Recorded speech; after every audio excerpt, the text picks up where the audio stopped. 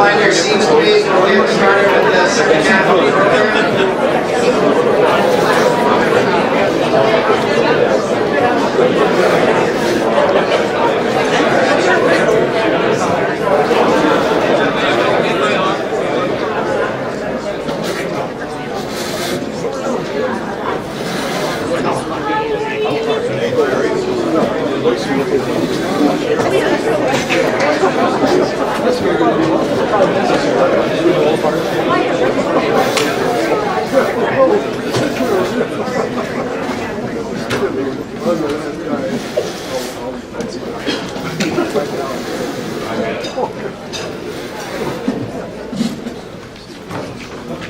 All right. Our next little stunt here, my understanding is that the books have still not arrived from the printers, which is interesting because I turned them in a few weeks ago, and I don't know if you know these things, but they used monks to hand calligraphy all of the materials.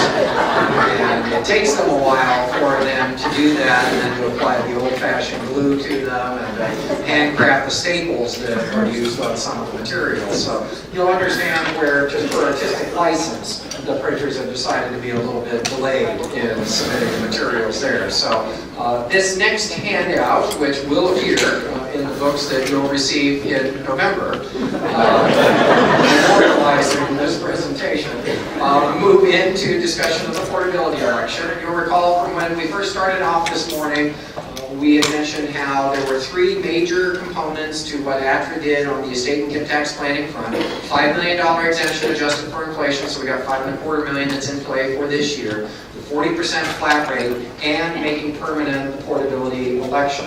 Because there's not a whole lot to say about a $5 million exemption amount, and there's not a whole lot to say about a 40% rate, necessarily then a lot of the focus comes down to now that portability is a permanent feature in the federal wealth transfer tax regime, when does the portability election make sense? Is it purely a safety net for people who forgot to plan? Or are there situations where even the well-advised client is probably going to opt to use a portability election either in tandem with a credit shelter trust or limited credit shelter trust to some extent, or in lieu of a credit shelter trust? And this next set of materials is designed to walk you through not only the mechanics of the portability election, but also some of the helpful rules that were contained in regulations issued by Treasury last year in implementing and interpreting some of the key aspects of portability that we didn't understand, concluding then not only with some planning thoughts about where portability makes sense, but also some things that perhaps we need to make sure are being addressed in our planning documents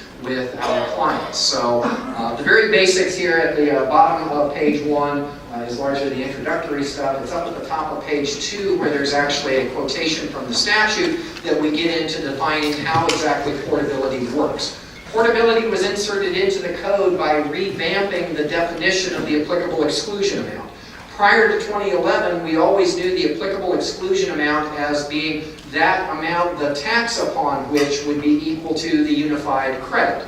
The unified credit always being the tax on a particular dollar amount. So in essence, although it was kind of cumbersome to read it in the statute, we always knew the applicable exclusion amount as being a fixed dollar amount. Those of us that were in the business for a while, we remember a $600,000 exclusion amount that had been in play for a number of years and never adjusted for inflation. Some of us remember even lower exemption amounts that were in play.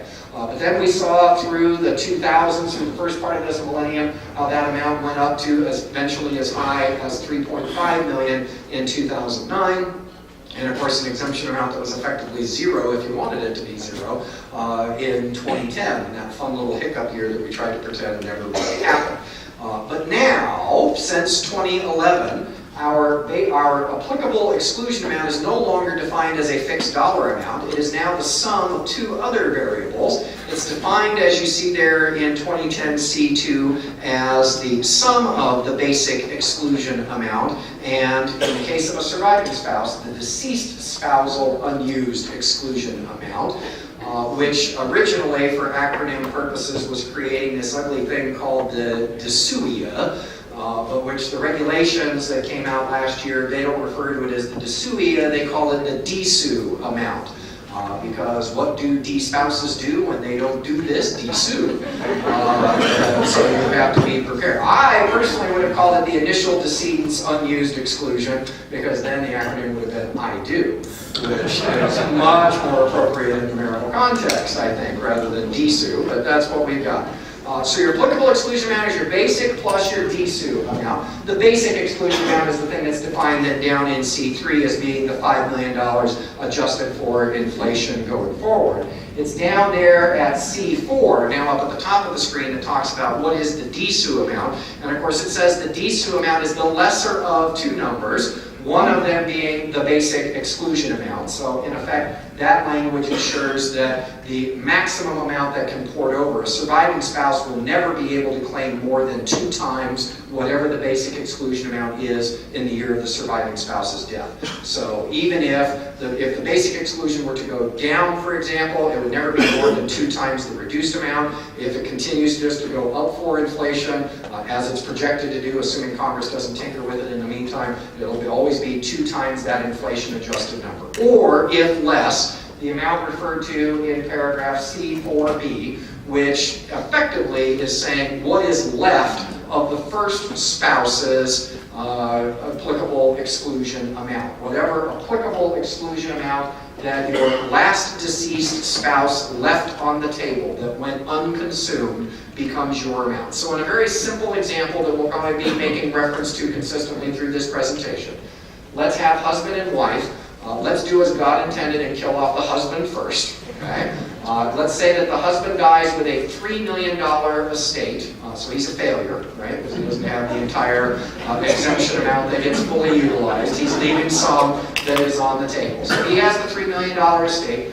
Just to keep it simple, I don't use PowerPoint when I'm kind of on the road. I use PowerPoint in the classroom because you have to do that with 20-year-olds now. You have to have animated things going on because they're at the same time tweeting and doing a bunch of other things. And apparently there's one little neuron in there that's actually focused on the material, and I can't lose it.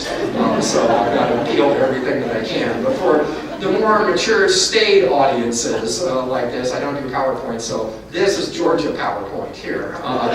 This is how we do it. He dies with a $3 million estate. If I assume then that I only have a $5 million, because if I did 5.25, that's kind of freaky. We've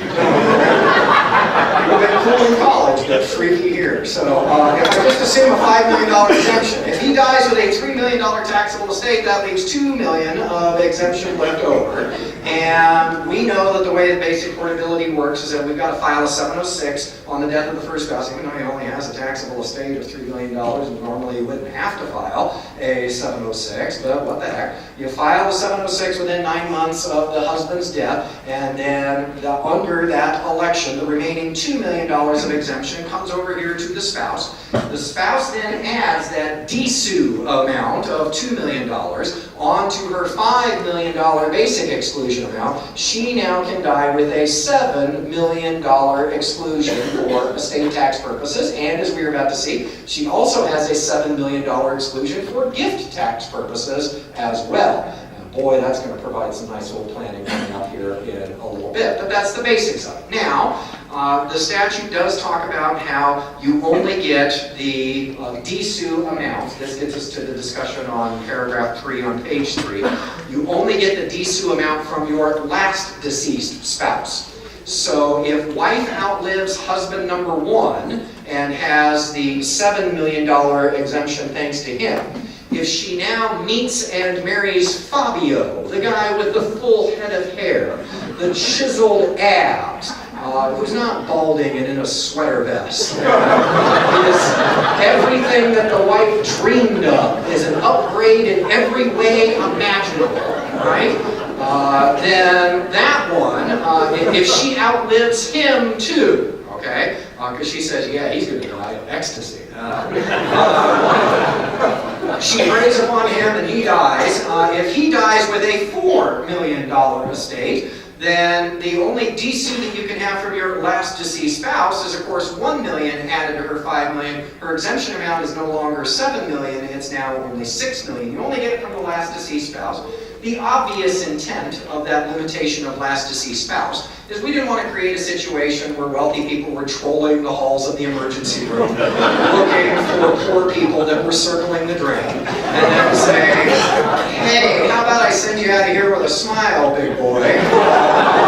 We get married, you sign this will that leaves everything to me. Oh, you have a taxable estate of 0 horrors. I'll claim your $5 million exemption added onto mine, and I can just rack these things up till I have this $100 million exclusion that will largely be consumed in attorney's fees and defending against prosecution, because after about the third spouse, you're the lead suspect.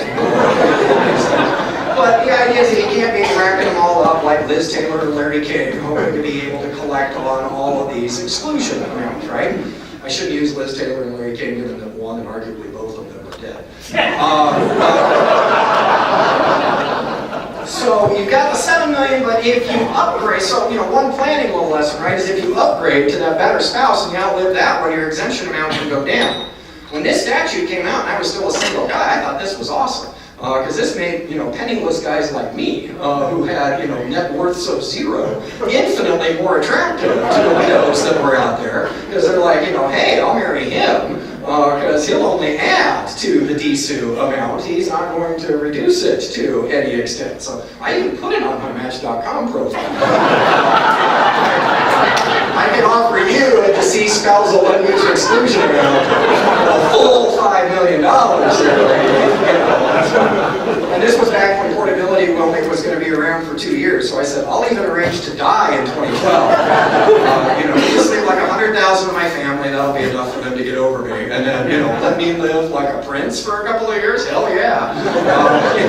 That's fine. Give me 2 good years, I'll trade. That's entirely fine. Which, by the way, I was dating the woman who was my wife at that time when I made that joke, with her permission.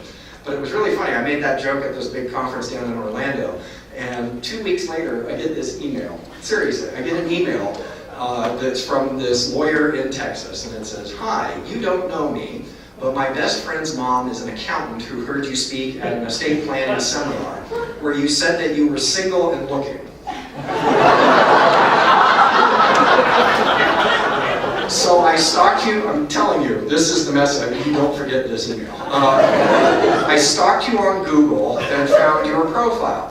I've never been married, I have no children. I'm an attorney practicing in San Angelo, Texas. I went to the University of Texas for undergrad and I'm a Harvard Law School grad. Want to talk? After I got over the shock of this and verifying, was this really a real person or is this just a friend doing a joke sort of thing, I thought, this is awesome, right? That somebody would actually have, this is in Texas, would somebody have with the cojones to be able to send an email like that? I thought that was awesome. So I forwarded it to my then girlfriend and said, isn't this awesome?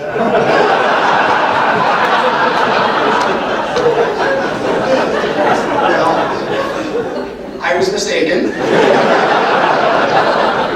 It was not awesome.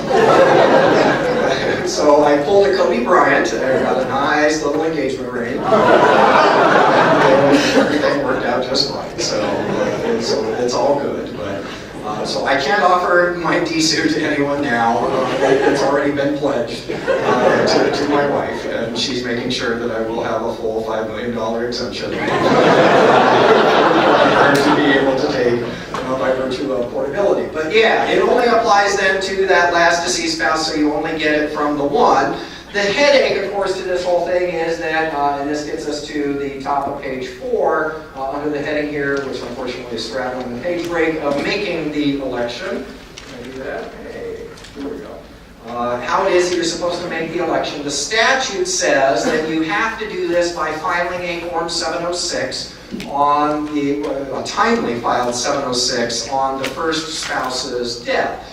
Which of course means 9 months after the date of death. And you may remember that after these portability rules first came out, the APA Real Property Probate and Trust section, along with ACTEC, had independently lobbied Treasury to say, there's going to be a lot of people who are going to be filing 706s who never used to file 706s, because the only way that you can get this portability election is to file a 706, and even if you're representing a couple of relatively modest means, isn't the safe thing to go ahead and make a portability election, because you never know that the surviving spouse is going to hit Powerball, or that the surviving spouse is suddenly going to come into some amount of wealth where the question of why didn't you make the portability election becomes a very difficult question to have to answer upon the death of the surviving spouse. So I think the default would be it's always going to be safest, even for couples of modest means, to file a Form 706. Well, it's kind of silly and it's kind of expensive to file a Form 706 for a modest estate, given the fact that that is very much a legal document.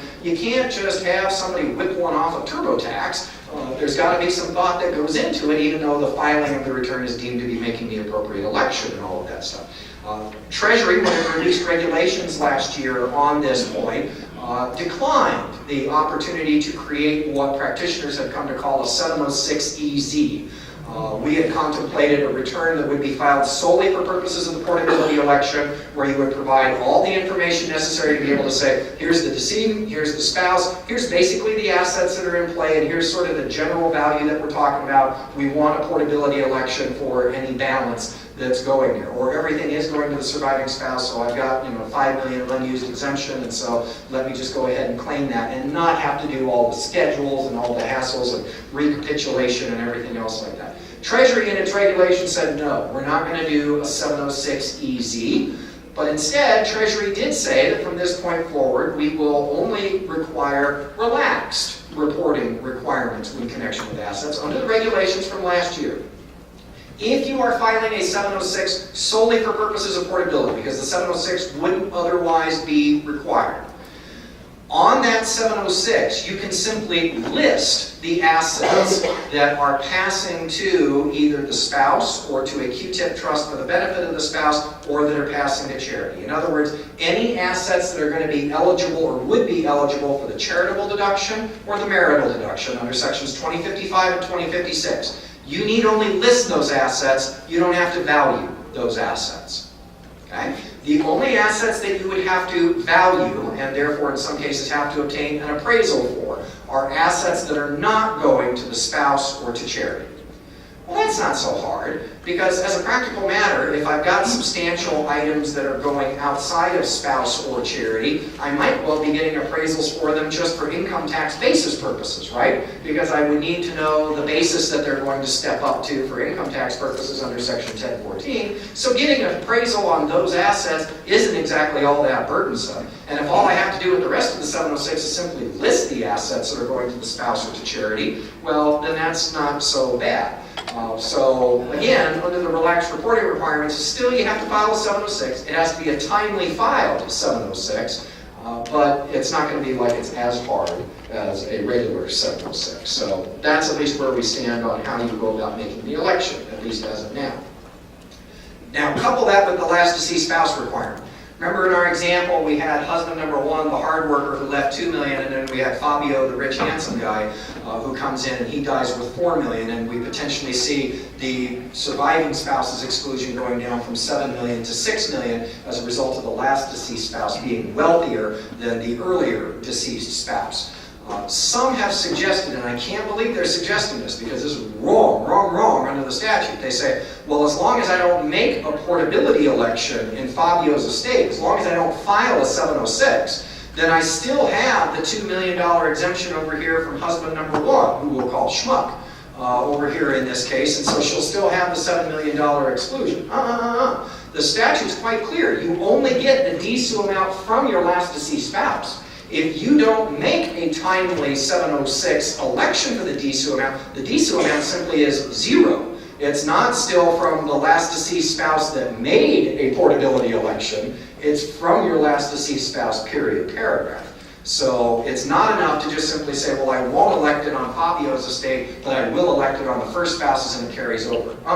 You got to time the order of your spouse's deaths a little bit more appropriately. You want your spouses to be increasingly poor through life so that you are adding to and not really subtracting from that exemption.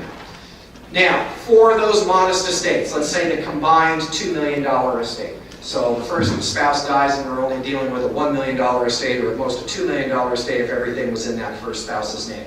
I'm still saying I think the right thing to do is going to be to make the portability election as a default, even if we're anticipating that the surviving spouse's estate is going to be nowhere near even one exclusion amount, much less any added amount that we could get from a DSU election. I still think you want to go ahead and do that. Are there situations where you wouldn't want to make a portability election, putting aside things like credit, shelter, trust, and other strategies? Put another way, is there a downside to the portability election? Top of page 5 here, in paragraph 5 on page 5, does contain this provision in 2010C5B that says the statute of limitations on the first spouse's return stays open, as you see there. The Secretary may examine a return of the deceased spouse to make determinations with respect to such amount for purposes of carrying out this section. In other words, the statute tells you that it's only open with respect to computing the DSU amount from the first spouse's estate. Well, how do you compute the DSU amount from the first spouse's estate? The DSU amount from the first spouse's estate is a function of what's in the estate and what it's worth. So the only things that's really staying open in the first spouse's estate is the assets and their value. That's the whole estate. Okay, so nothing is closing on the death of the first spouse. And if you are dealing with a tricky to value asset, or if you are taking, shall we say, an aggressive reporting position with respect to the value of an asset on the death of the first spouse, if you're counting on the 3-year statute of limitations to give you comfort and the ability to sleep at night, a portability election means that that valuation issue will remain in effect through the assessment of the surviving spouse's return, even if that asset has been subsequently consumed. So, yeah, you got to keep in mind you are keeping the statute of limitations open on the first spouse's death. Again, for most clients in modest estates, big deal. They're not taking an aggressive reporting position in the first place. But if you are making gifts outside of the spouse for which you're claiming valuation discounts, and you want the peace of mind of the statute closing, the portability election prevents that from happening. So just remember that, because that's an important component and you don't want that to be sort of a surprise at the back end of it. Now, paragraph number 6 here, down at the bottom of page 5 and continuing on to page 7, reveals one of the very interesting elements behind the portability election that's in play now. And that's the fact of going back to our example where Schmuck dies and has $2 million worth left over. It passes over to the surviving spouse and she now has a $7 million exemption. Remember, she has that $7 million exemption not just for estate tax purposes, but she also has it for gift purposes too. Yes, she can celebrate the death of her husband the very next day by making a $7 million taxable gift, and she's not going to pay any gift tax on that amount. And one of the things that ATRA did in clarifying in the statute was to make it clear that you don't have to worry about this clawback thing that everybody was worried about how, well, what if the exemption amount goes down? She previously made a $7 million taxable gift, and so if the exemption amount went down to, say, $2 million or to $3.5 million like the Democrats want, well, when she dies, that means there's going to be estate tax because her gross estate will be grossed up by the amount of that $7 million gift. We fixed the statute so as to make it abundantly clear, which it was already, but we made it even clearer under the statute. There is no clawback. She can make that $7 million gift, and there will never be gift tax or estate tax that is paid on that $7 million. You and I and other or unmarried individuals can only make a $5 million or $5.25 million gift today, but surviving spouses get the nice bonus. They're able to make a lifetime gift of the DSU amount as well. Well, one of the things that the statute left kind of open, and that we never really knew about until regulations answered it this last summer, is this situation. Husband dies, $3 million estate, $2 million DSU, timely filed 706, it's added to the surviving spouse's amount. She now has a $7 million exemption. Let's say that she now makes a $3 million gift. Okay? She makes a $3 million gift. Okay? Then she meets and marries Fabio. She's so thrilled and thinking how lucky she is in life, life can't get any better, so she instantly kills herself. Okay? After finally achieving happiness that she thought was always going to elude her. Okay? Since she made a $3 million gift, Fabio's no idiot. He looks like one, but he's not. Fabio's no idiot. Fabio, as the executor of the surviving spouse's estate, files a 706 on her return and claims the maximum portability election there as well. Okay? The statute used to say that what carries over to your surviving spouse is what's left of their basic exclusion amount. What is left of the basic exclusion amount. So the question was, if wife with a $7 million exemption, 5 basic plus 2 from schmuck, if she makes a $3 million gift, where does that $3 million gift come from? Does it come from her basic exclusion amount first? Do you make gifts of your own amount and then from your deceased spouse? Because if she made the $3 million gift from her basic amount, that would leave her $2 million, and that's how much would carry over to Fabio. On the other hand, if you make the gift first from the DSU and then from the basic, there's $4 million that's porting over to Fabio. And that whirring sound that you hear is Schmuck spinning in his grave as he's thinking, who's getting the real benefit of my DSU there? It's Fabio. I didn't even so much as have him buy me dinner, much less enjoy any relations, and yet he's getting the benefit of my unused $2 million exemption in effect that way. Or alternatively, I suppose you could have a rule that would say it comes proportionally out of each, right? So that you would have some combined amount then that would come from, and there's even a lesser portion that then carries over to the surviving spouse. No one thought of that but me, I just wanted to be able to do that. What was the rule going to be? Because the statute just says, what ports is your basic exclusion amount. Well, Treasury in its regulations last year said that, well, we're going to